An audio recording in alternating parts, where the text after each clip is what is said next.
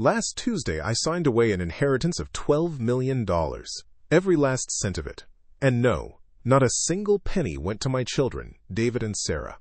You might be thinking I'm a cruel father, or perhaps a foolish old man who's lost his senses. The truth is far more complicated, and it's a story that has been weighing on my soul, a story I need to tell. It's about a 15-year silence that was broken not by love, but by the rustle of a bank statement. It's about a neatly folded piece of paper I found in my daughter's handbag, a document that revealed a betrayal so cold and calculated it made the winter air feel warm. They saw me as a relic, a stepping stone to a fortune I never asked for. Before I take you back to the beginning, to the quiet life they abandoned, and the day they returned with false smiles, I have a small request. If you like this story, please like this video, subscribe to the channel, and share your thoughts on this story in the comments. They thought my quiet life had made me weak. They were about to learn it had made me patient. For 15 years, my life was a quiet, orderly collection of memories. This house wasn't just my home, it was my entire world. A 3-bedroom monument to a life that had been full and was now still. The air inside always carried the same comforting scent. Old paper from the books lining every wall. A hint of lemon polish from my weekly cleaning, and the faint, ghost-like aroma of Eleanor's lavender soap that somehow clung to the upstairs curtains. It was the smell of a life lived, a life preserved. My days had a rhythm, a gentle, predictable cadence that the outside world had long forgotten. I'd wake at 6 a.m., just as the first sliver of gray light filtered through the sycamore tree outside my window. The floorboards would creak in the same familiar places as I made my way to the kitchen. I'd start the coffee, using the same blue-striped ceramic mug Eleanor bought at a flea market back in 1987. It had a small chip on the rim, a tiny imperfection I ran my thumb over every single morning. It reminded me that nothing, and no one, is perfect forever. The centerpiece of my morning, and indeed my life, was the old leather armchair in the living room. Its surface was a roadmap of our family's life, cracked and softened in the exact spots where David and Sarah would perch on the arms, listening to stories. The leather was worn thin on the left side, where Eleanor would rest her head while we watched old movies on Sunday nights. I could close my eyes and feel the phantom weight of Sarah's small head resting against my chest, her breathing soft as she followed the adventures of a talking bear. I can still remember the worn-out cover of that book, The Journeys of Bartholomew, its corners chewed from when David was a toddler. He was always more interested in how things were made than the stories they told. Eleanor used to watch us from the doorway, her arms crossed, a soft smile on her face. "You're a good father, Clark," she'd say, her voice the calmest sound I've ever known. "You're giving them roots." After she was gone, and the children decided those roots were chains, the chair became my solitary throne. It faced the large picture window, offering an unobstructed view of the empty driveway, a silent testament to the 2 cars that never returned. I told myself I was just watching the seasons change, but I knew I was waiting. A foolish, stubborn hope that refused to die. My work as a historical researcher, which my children saw as a dusty, unimpressive career, became my sanctuary. My small study was filled with meticulously organized files and stacks of books. I'd spend hours tracing genealogies or verifying footnotes for academic journals. It wasn't about ambition. It was about precision, about getting the facts right. It was about honoring the past, a concept my children seemed eager to discard in their rush toward a future I didn't recognize. My pension was modest, exactly $2.845 a month after taxes. It was enough. I paid my bills on the first of every month, had a small savings account for emergencies, account number 743B, as the bank statements always reminded me, and lived a life free of debt and drama. I tried to keep up with Eleanor's rose garden in the backyard, but my thumb was never as green as hers. The bushes grew thin and leggy, producing only a few stubborn blooms each summer. They were a pale reflection of what they once were, much like the family that had planted them. Still, I'd cut the few that bloomed and placed them in a small vase on the mantel, right next to her photograph from our wedding on June 4, 1978. Her smile in that picture was the brightest thing in the house. This was my life. A quiet loop of coffee, books, a silent chair, and the ghosts of a happier time. Loneliness was a constant companion, but it wasn't a bitter one. It was a quiet ache, a space at the dinner table, the silence where laughter used to be. I had accepted it. I had made my peace with the fact that my life would likely end here, in this house, surrounded by memories. I believed the story was over, that all the chapters had been written. I had no idea the most brutal one was about to begin. The first few days were a carefully choreographed play. They moved back into their childhood rooms, but their presence felt like an occupation. The house, once a sanctuary of quiet, was now filled with the incessant pinging of their smartphones and the sharp, unfamiliar scent of Sarah's expensive perfume, a floral scent so aggressive it seemed to be at war with the gentle ghost of Eleanor's lavender. They brought with them sleek laptops, designer bags that they left carelessly on the floor, and a nervous energy that vibrated through the old floorboards. They were trying so hard to belong, but everything about them screamed that they were visitors from another world, one built on speed and acquisition. They called me Dad with a frequency that felt unnatural, the word a tool they were learning to wield again. "Dad, can I help with dinner?" Sarah would ask, though she'd just stand awkwardly in the kitchen, scrolling through her phone while I peeled potatoes. "Dad, you should get a new TV, a smart TV. We could watch movies together," David would suggest, his eyes scanning the living room not with nostalgia, but with the critical gaze of a developer appraising a property for demolition.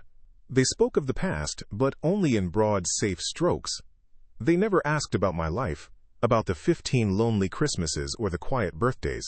My years of silence were a void they had no interest in exploring. The first real crack appeared during dinner on the third night. I had made Eleanor's favorite beef stew, a simple, hearty meal that used to fill the house with warmth. Sarah picked at it with her fork. "It's rustic," she said, the word hanging in the air like an insult. David, ever the pragmatist, was more direct. "We found a great place downtown, Dad. A steakhouse. My treat, of course. We could go tomorrow. You shouldn't have to cook for us." His offer was coated in a thin veneer of kindness, but the message underneath was clear. My world, my food, my way of life was not good enough. I looked at his hands resting on the table. They were smooth, the nails perfectly manicured. They were the hands of a man who signed checks, not a man who fixed a leaky faucet or tended a garden. A few days later, David approached me while I was in my study, organizing notes for a small research project on local town charters from the 1800s. He leaned against the doorframe, a posture of casual authority. "Dad, we need to talk about the money," he began, his voice low and serious. $12 million is a life-changing sum. It's also a huge responsibility. You can't just let it sit in a savings account. Inflation alone will eat away at it. I kept my eyes on the papers in front of me, my pen still in hand. "I have a friend," he continued, "Mark Renshaw. He's one of the best financial advisors in the city. He handles portfolios much larger than this. I think you should meet him. We just want to make sure you're protected." The word he used, protected, was so carefully chosen. Protected from what? From my own decisions? I finally looked up at him. "I'll think about it, David," I said, my voice even. He smiled, a tight, confident expression that didn't reach his eyes. "Good. I'll set something up for next week." He didn't ask. He informed. He was already making decisions for me, moving pieces on a board where I was meant to be the king, but was being treated like a pawn. But it was Sarah who delivered the deepest cut, and she did it with a photograph. She found an old album, the one with the worn, burgundy cover, and sat next to me on the sofa. She opened it to a picture of Eleanor, taken on our 25th anniversary. She was laughing, her head thrown back, the sun catching the silver in her hair.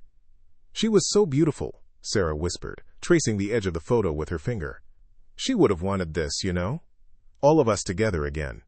She would have wanted to know that we were all taken care of, that her family was secure." She weaponized her mother's memory with such effortless cruelty. She used the purest thing I had left to justify their greed. I felt a cold wave wash over me, a chilling clarity that burned away any lingering flicker of hope. I looked from the photograph of my laughing wife to the calculated sadness on my daughter's face. I didn't say a word. I simply reached out and closed the photo album, the soft thud of the cover echoing in the quiet room. The silence that followed was heavy with everything she hadn't said. They thought they were being subtle. They thought I was a sentimental old fool, easily swayed by faded photographs and false tears. They had no idea that every hollow word, every condescending glance, was not breaking me down. It was forging me into something hard, something patient, something they would never see coming. The breaking point came on a Tuesday morning, exactly 1 week after their arrival. The air in the house had grown thick with unspoken things, heavy with the weight of their performance. I was in my leather armchair, the one place that still felt entirely mine, holding a book I wasn't reading. The sun cast long, dusty rectangles on the wooden floor, illuminating the space where Eleanor's piano used to sit. I could almost hear the phantom notes of a Debussy piece she loved to play on rainy afternoons. That quiet memory was shattered when David and Sarah entered the living room together. They moved as a unit, a two-person delegation with a single, unyielding purpose. David was holding a handsome, dark blue folder with a gold-embossed logo I didn't recognize. He placed it on the coffee table between us with a soft, definitive thud. The sound seemed to suck all the air out of the room. Sarah sat on the edge of the sofa, her hands clasped in her lap in a posture of feigned sincerity. "Dad," David began, his voice taking on the smooth, persuasive tone of a salesman closing a deal. "We've been doing a lot of thinking, and we've had a professional draw something up. For your protection." He slid the folder towards me. I didn't touch it. I just looked at his face, at the practiced concern in his eyes. It was a perfect mask.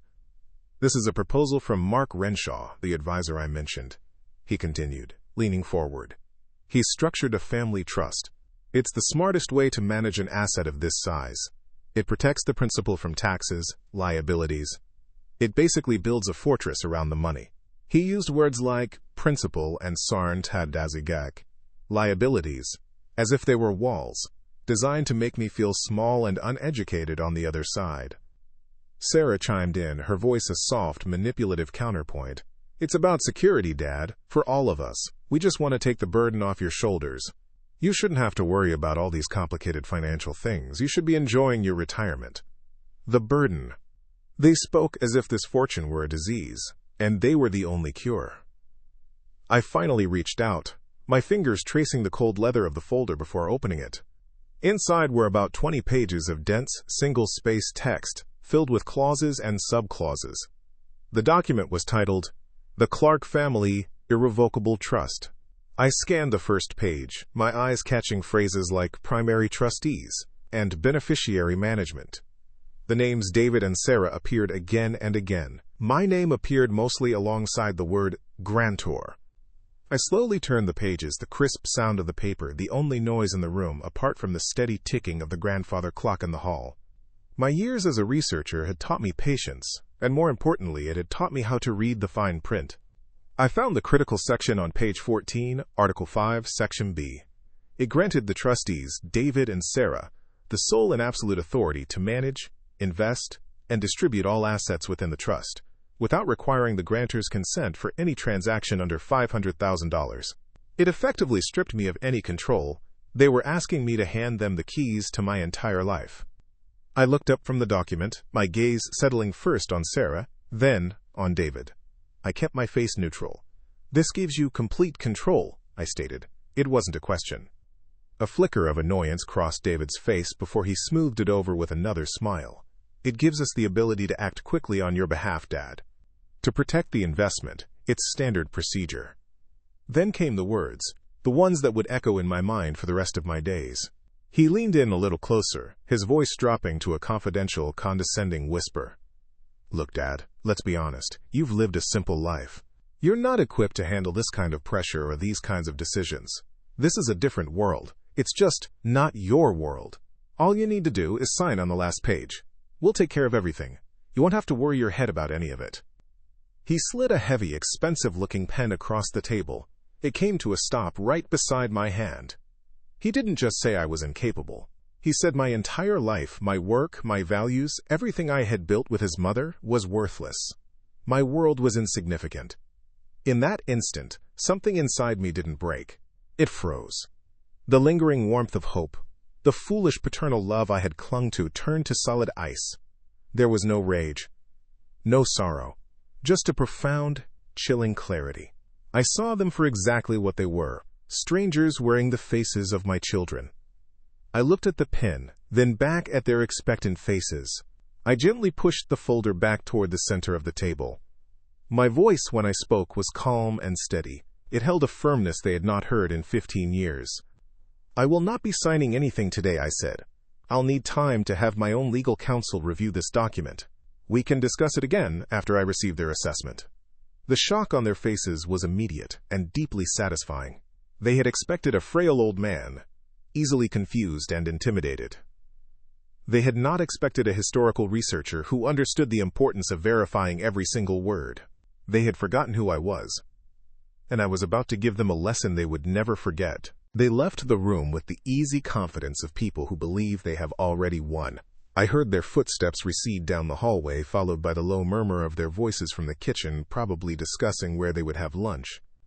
To them, my request for legal counsel was not a refusal, but a minor, bureaucratic delay. A predictable move from an old man clinging to the illusion of control. I remained in my leather armchair, the dark blue folder sitting on the coffee table like a tombstone. The grandfather clock in the hall ticked on, each second a slow, deliberate hammer blow against the silence. I didn't feel anger. Not then. Anger is a hot, messy emotion, and what I felt was the opposite. It was a profound, chilling stillness, as if all the turbulent grief and lonely hope inside me had finally frozen over. David's words, "It's just not your world," echoed in that frozen quiet. He was right. My world wasn't a place where a mother's memory was a tool for manipulation, or where a father's life was reduced to a financial asset to be managed. My world was this house, these books, the worn spot on this chair where Eleanor used to rest her head. They saw it as small and insignificant. They couldn't see that it was built on a foundation of something they would never understand: integrity. Slowly, I reached out and picked up the pen they had left for me. It was heavy in my hand, cold and metallic, an instrument of power. They intended for it to be the tool of my surrender. As my fingers closed around its smooth barrel, I decided it would be something else entirely. It would be the tool of their education. I stood up, the old joints in my knees protesting quietly, and walked into my study. The air in there was different, filled with the dry, comforting scent of paper and history. This was my sanctuary, the place they dismissed as a dusty relic. It was my fortress. I laid their trust document on my large oak desk. Then I opened my top drawer and retrieved two other items: the bank statement confirming the $12 million inheritance, and the neatly folded article Sarah had printed, a guide to assuming power of attorney for an elderly parent. I placed them side by side. Their plan, my reality, their weapon. It was all there, a triptych of betrayal.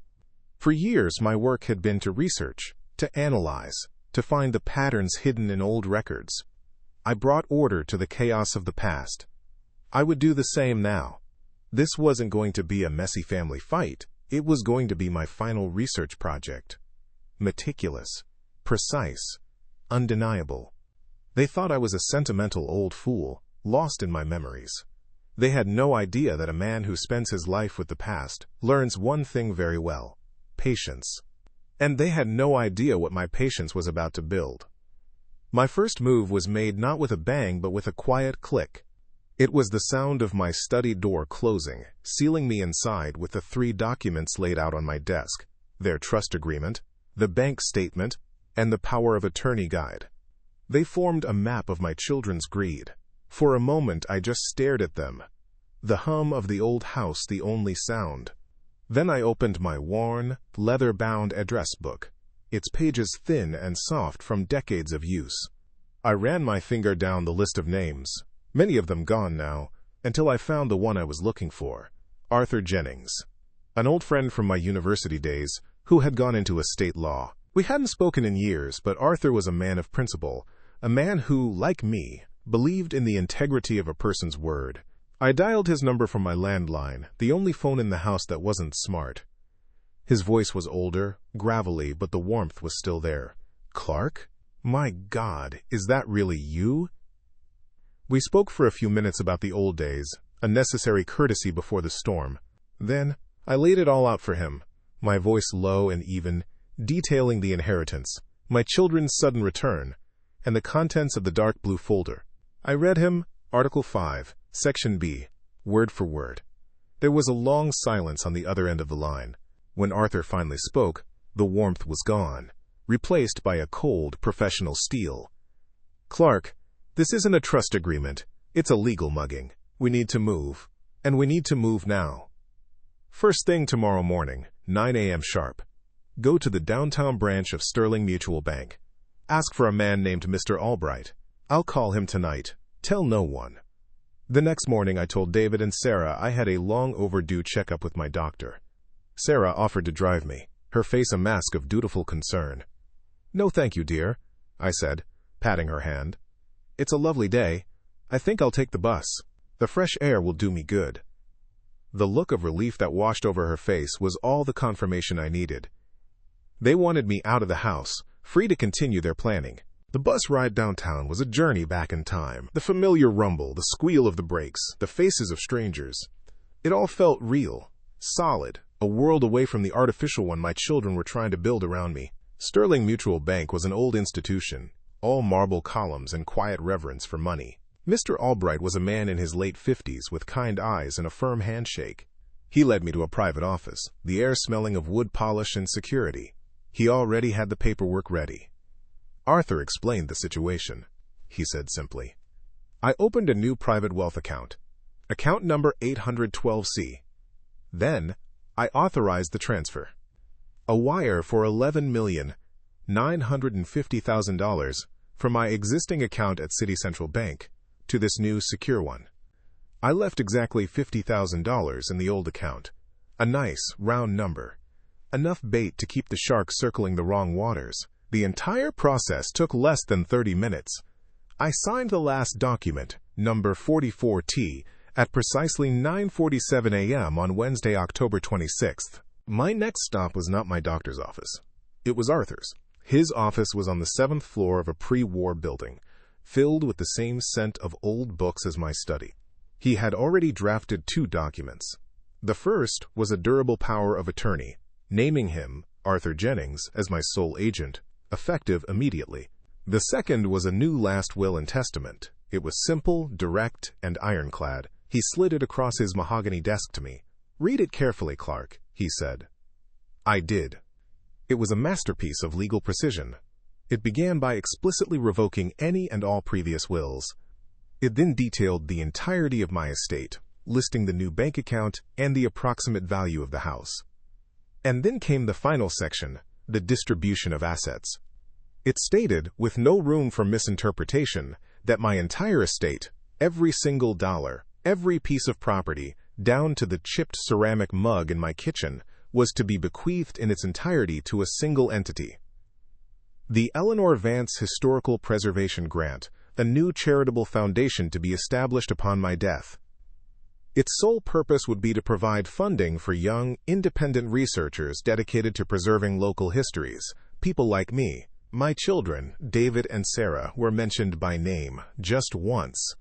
The clause read, "To my children, David Clark and Sarah Clark, I leave the sum of $1 each, so they may not contest this will on the grounds of having been forgotten." I looked up at Arthur. He simply nodded. "It's your money, Clark, your life, your legacy." 2 of his paralegals served as witnesses.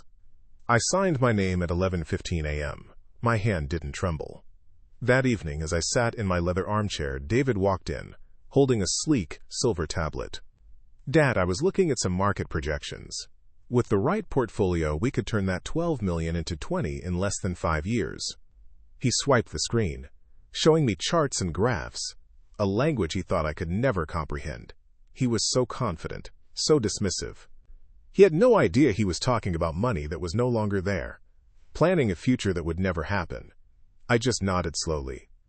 "That's very interesting, David," I said, my eyes drifting to the window, to the sycamore tree shedding its autumn leaves. He saw a frail old man, fading like the season. He didn't see the quiet, unshakable root system I had just spent the day reinforcing. The game had already been played. All that was left was for them to realize they had lost. The 2 weeks that followed were a masterclass in quiet warfare, fought not with raised voices but with the rustle of official documents and the silent click of a ballpoint pen. While David and Sarah settled into my house as if it were a luxury hotel they had already inherited, I was methodically dismantling the foundation of their entire scheme. They saw my slow, deliberate movements as a sign of age. They had no idea it was the pace of a predator. My second meeting with Arthur Jennings took place on a Thursday, November 3rd. I again used the pretense of a fictional doctor's appointment. His office, with its scent of aged paper and leather, felt more like home than my own house did these days. On his desk was a single, important document, a quitclaim deed. It was a simple legal instrument, but its power was absolute. "Once you sign this, Clark, the house is no longer yours," Arthur said, his gaze steady. "It will be legally transferred to the trust that will fund the Eleanor Vance Historical Preservation Grant upon your death. It becomes an asset of the foundation, untouchable by anyone else. Are you certain?" I looked at the pen in his hand, the same type of heavy, important-looking pen David had tried to get me to use. I thought of Sarah walking through Eleanor's rose garden, not seeing the flowers but calculating the property value. I thought of David appraising my living room for its renovation potential. They didn't see a home. They saw a commodity. "I've never been more certain of anything in my life, Arthur," I replied. I signed my name on the designated line. My signature, once shaky with age, was firm and clear. Arthur notarized it with a heavy, satisfying stamp. He filed it with the county clerk's office that same afternoon. The filing fee was $450, paid from my personal checking account. The official document number was 2022-78B41. The house I had built with my wife, the home where I raised my children, was no longer mine. And they were living in it, completely unaware they were now guests. The next phase of my plan required me to give them exactly what they wanted, a taste of the money. That weekend, I called a family meeting in the living room. I sat in my leather armchair. They sat opposite me on the sofa, their bodies leaning forward with thinly veiled anticipation. "I've been thinking," I began, my voice deliberately a little frail. "You're right. I've been out of touch with how expensive the world has become. While my lawyer continues his review of the larger trust documents, I want you to be comfortable. I want you to help me manage the day-to-day things." I pulled a new debit card from my wallet. It was linked to the old City Central Bank account, the one with the $50,000 bait money. "This is for household expenses," I said, placing it on the coffee table. "Groceries, any small repairs, things like that. The daily withdrawal and spending limit is $5,000. Just keep the receipts so we can track everything." Sarah's eyes lit up. She snatched the card before David could move. "Oh, Dad, that's so thoughtful of you. Of course, we'll be completely transparent." Their idea of household expenses was, to put it mildly, expansive. The transparency lasted less than 24 hours. On Monday, November 7th, the first charge appeared on the online statement I checked from the privacy of my study. It was for $4,875 at a designer boutique downtown called Luxe Apparel.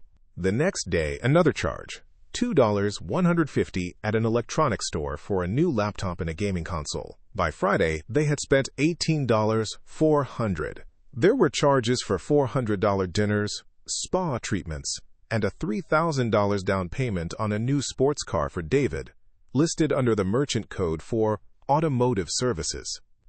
Every evening, I would retreat to my study. I had purchased a simple accounting ledger, the kind with green and white columns. With my steadiest handwriting, I logged every single transaction. Date, merchant, amount. I stapled the receipts they carelessly left on the kitchen counter next to each entry. November 7th, Luxe Apparel, $4,875. 1 handbag, 2 dresses. Note, not a household expense. November 9th, The Gilded Steakhouse, $512.60. Note, dinner for 2, no receipt for household groceries provided. The ledger grew thicker each day, a meticulous record of their boundless avarice. It was the most damning research paper I had ever compiled. They thought I was oblivious. They'd come home, arms laden with shopping bags, and tell me they'd picked up a few things for the house. They treated me with a cloying sweetness that turned my stomach. They were so high on their perceived victory, so blinded by the flow of easy money, that they never once thought to question it. They never wondered why the man they deemed incompetent had given them such free rein. The inevitable confrontation came the following week. David found me in the study, my ledger open on the desk. I closed it before he could see. He had the dark blue folder in his hand again, the trust agreement. His smile was gone, replaced by a tight-lipped impatience. "Dad, it's been over 2 weeks," he said, his tone bordering on accusatory. "Have you heard from your lawyer? We're losing potential investment income every day that $12 million sits in a low-yield savings account. Mark Renshaw is waiting for our call." I looked at him, my son, a man so consumed by the abstract idea of money he couldn't see the reality in front of him. He was worried about losing income on money he hadn't earned, while actively squandering the money I had freely given him. "These legal matters are complex, David," I said calmly, my hands resting on the closed ledger. "My attorney is very thorough. He found several clauses that require significant revision. It will take more time." "What clauses?" he demanded, stepping closer to the desk. "It's a standard trust. Let me talk to him. I can clear up any confusion." "That won't be necessary," I said, my voice dropping just enough to carry an undeniable weight of finality. "Arthur Jennings reports only to me. We will proceed at a pace I am comfortable with." He stared at me, his jaw tight. For the first time, a flicker of doubt crossed his face. He was seeing not a frail old man, but a locked door. He had pushed, and for the first time it hadn't budged. He was a businessman who had encountered an unacceptable delay, an obstacle in his path. He had no idea the path had already been rerouted, and he was heading straight for a cliff. He left without another word, the blue folder held tight in his hand like a useless shield. I opened the ledger again. The neat columns, the precise numbers, the damning evidence. They had spent $32,750 in 12 days. I picked up my pen and made the latest entry. They thought the delay was the problem. They had no idea the delay was the plan. And it was working perfectly. The air in the house grew thin and sharp, charged with an unspoken tension. The easy performance of the loving returned children had fractured, replaced by a brittle impatience. They moved around me with a forced casualness that was anything but. They were waiting, and their wait was making them careless. The facade began to crumble on a Tuesday afternoon, 16 days after I had given them the debit card. I was in my study, a shaft of late autumn sun illuminating the dust motes dancing in the air, when I heard the front doors slam with a force that rattled the windows. Sarah stormed into the room, her face flushed with a mixture of fury and humiliation. She threw her purse onto the floor. "The card was declined, Dad," she said, her voice high and trembling. "At the organic market, in front of a line of people. The cashier ran it 3 times. Declined, declined, declined." She said the word like it was a physical blow. I turned slowly in my chair, keeping my expression neutral. "The card for the household account?" "Yes, that one," she snapped. "What other card is there?" It was so embarrassing I had to leave a cart full of groceries just sitting there. David appeared in the doorway behind her, his arms crossed, his face a thundercloud. "I called the bank from the car," he said, his voice a low growl directed at me. "They said the account has insufficient funds. How is that possible? You said you put $50,000 in there." I looked from his accusatory glare to Sarah's tear-streaked face. I didn't say anything for a moment, letting their indignation fill the small room. I thought of the groceries she had likely been buying, imported cheeses, expensive wines, things Eleanor and I would have considered luxuries for a special occasion. "Yes," I finally said, my voice quiet but clear. "I deposited exactly $50,000 into account number 743B on October 27th. "Then where did it go?" David demanded, stepping further into the room. "Is someone stealing from you? Did you forget about a payment? What happened?"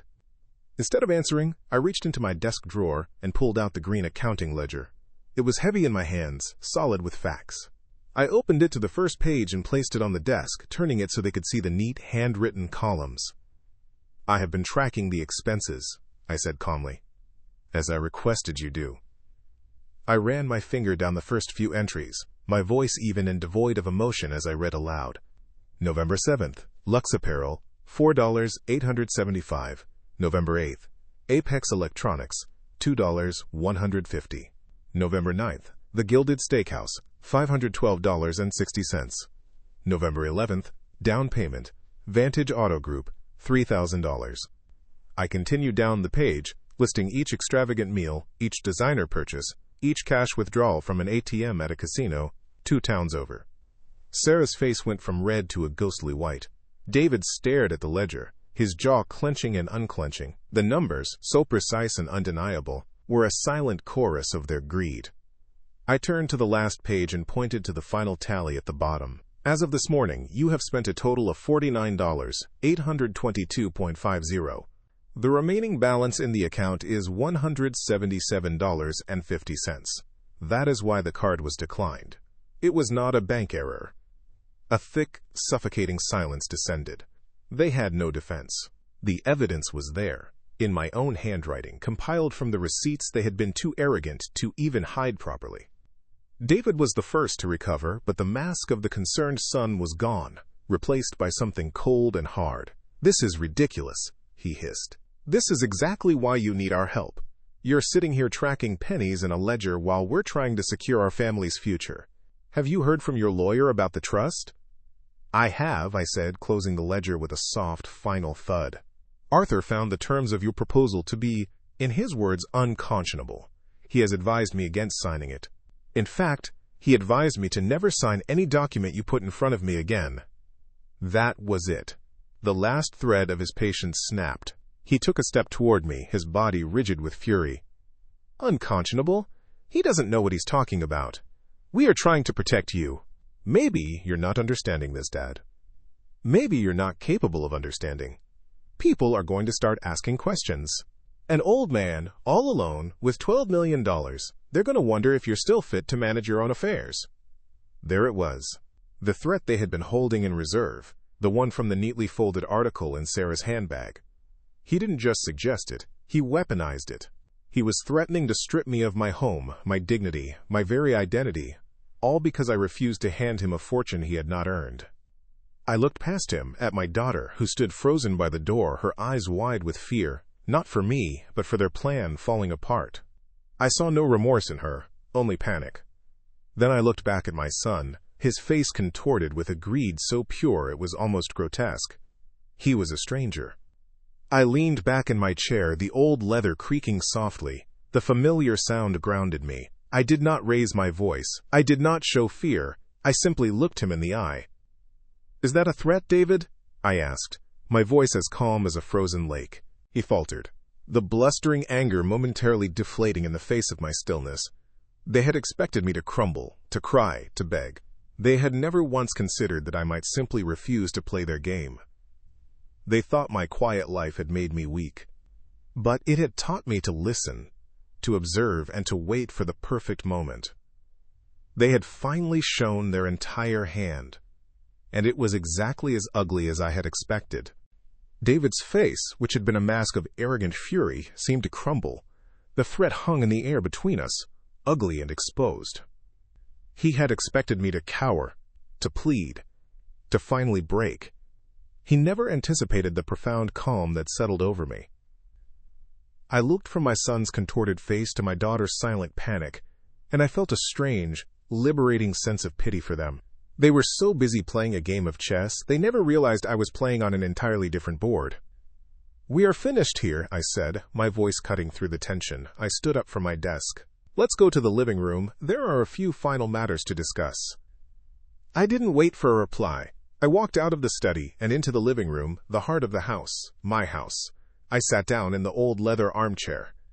Its familiar embrace was a comfort, an anchor. They followed me like chastised children, their bravado gone, replaced by a wary confusion. They sat together on the sofa, a united front that was about to be permanently broken. The grandfather clock in the hall chimed 4 o'clock, each bong a somber note marking the end of their charade. I let the silence stretch, watching them. Then I began. "First, let's address the inheritance." David leaned forward, a flicker of hope in his eyes. He thought this was a negotiation. "Dad, about that. If you just let us talk to Mark Renshaw, we can get this all sorted out." "There is nothing to sort out, David," I interrupted, my voice flat and final. The $12 million you are so concerned about is no longer a factor in this discussion. On Wednesday, October 26th, at precisely 9:47 a.m., I authorized a wire transfer. $11,950,000 was moved from City Central Bank to a new private wealth account, number 812C, at Sterling Mutual Bank. An account established for a specific purpose that does not involve you. Sarah gasped, her hand flying to her mouth. David's face went slack with disbelief. You did what? Without consulting us? You seem to be under the impression that my life is a corporate entity and you are board members, I replied, my voice as cold as the winter glass in the window. It is not. It is my life. And that was my money. The house, then. David sputtered, his mind scrambling for another asset, another angle. This property, it's worth a fortune. We can. That brings me to the second matter, I said, reaching for a manila folder I had placed beside my chair. I slid a document across the coffee table toward them. The official stamp of the county clerk's office was clearly visible at the top. This is a notarized copy of a quitclaim deed, document number 2022-78B41. It was filed and recorded on November 3rd. As of that date, I am no longer the legal owner of this property. The house, the land, and everything on it was irrevocably transferred to a charitable foundation. I paused, letting the words land with their full, devastating weight. You are currently sitting in a home owned by the Eleanor Vance Historical Preservation Grant. I used her name deliberately, and I saw a flicker of genuine pain in Sarah's eyes before it was extinguished by panic. They were not just losing money, they were being erased from the legacy of the mother they had tried to use as a pawn. David snatched the paper, his eyes scanning the legal text with frantic desperation. He looked up at me, his face pale, his composure utterly shattered. You can't. We're your children. You can't just give everything away. My children left this house 15 years ago, I said, and for the first time a tremor of the deep, frozen grief inside me entered my voice. My children would have come back for me, not for a bank statement.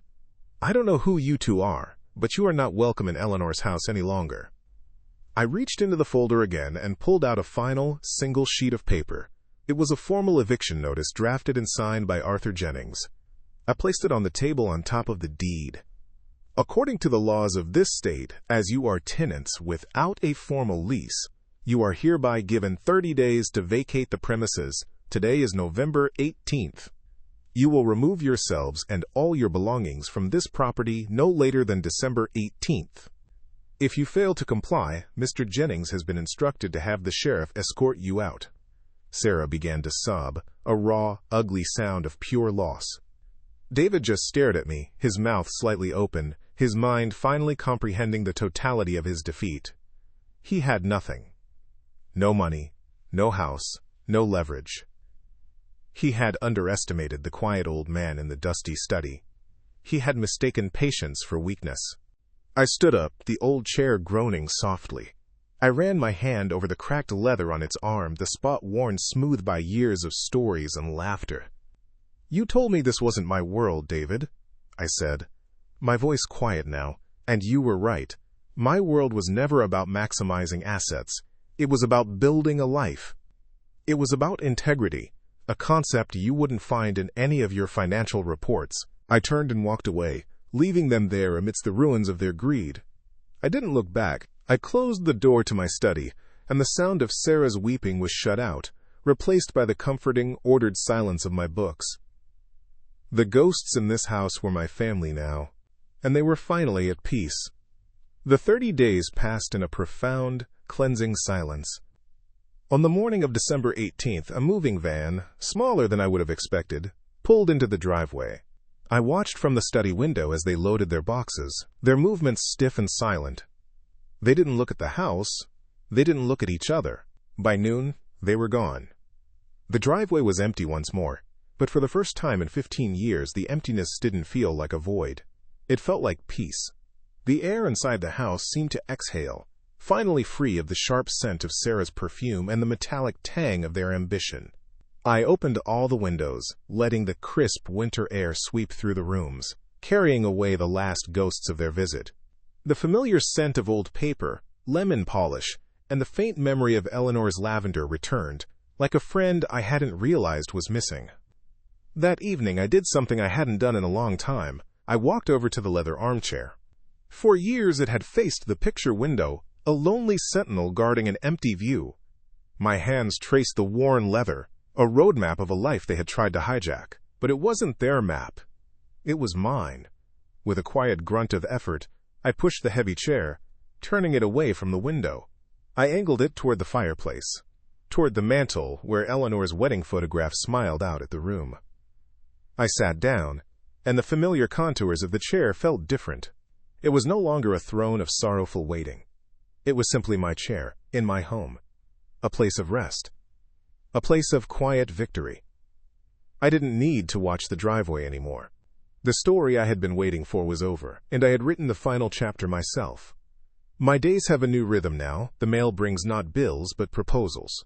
The Eleanor Vance Historical Preservation Grant received its first official application on January 15th from a young woman at the State University, researching the lives of 19th-century farm wives. Her passion, evident in her carefully worded letter, felt like a validation of everything I had done. I have a small committee now, including Arthur, and we meet once a month to review the applications. My study is no longer just a sanctuary from loneliness, it is a hub of purpose. The $12 million, which my children saw as a jackpot, has become a tool, a way to plant hundreds of small seeds of knowledge and ensure that other quiet, important histories are not forgotten. I am busier than I have been in decades, and I am not lonely. They say money changes people. I don't believe that's true. I believe money simply reveals who people have been all along. It's a spotlight that illuminates the dark corners of a person's soul. My children saw a fortune, and it revealed a poverty of character I never knew existed. I saw the same fortune, and it gave me the means to honor the only wealth that ever truly mattered, the life I built with my wife. My legacy won't be a number in a bank account passed down to ungrateful hands. It will be in the footnotes of books yet to be written, in the archives of small towns, and in the quiet work of young historians who, like me, believe the past is worth preserving. My world may be simple, but it is my own, and it is finally, completely, at peace.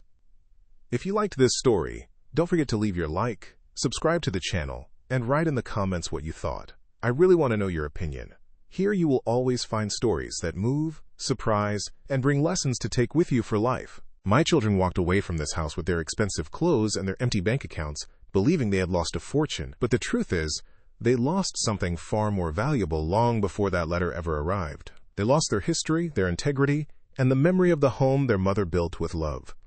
They saw my quiet life as a weakness, a liability on a balance sheet. They never understood that true wealth isn't measured by market projections or the size of a portfolio. It's measured in quiet moments of dignity, in promises kept, and in the peace that comes from knowing you have lived a life true to yourself. They tried to take my world from me, but they couldn't, because my world was never for sale. It was built on a foundation of character, something they had long since squandered. If there's one lesson in all of this, it's that you must never let anyone else write your final chapter.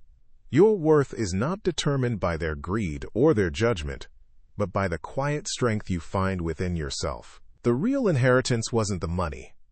It was the chance to define my own legacy on my own terms. If you liked this story, don't forget to leave your like, subscribe to the channel, and write in the comments what you thought. I really want to know your opinion. Here you will always find stories that move, surprise, and bring lessons to take with you for life.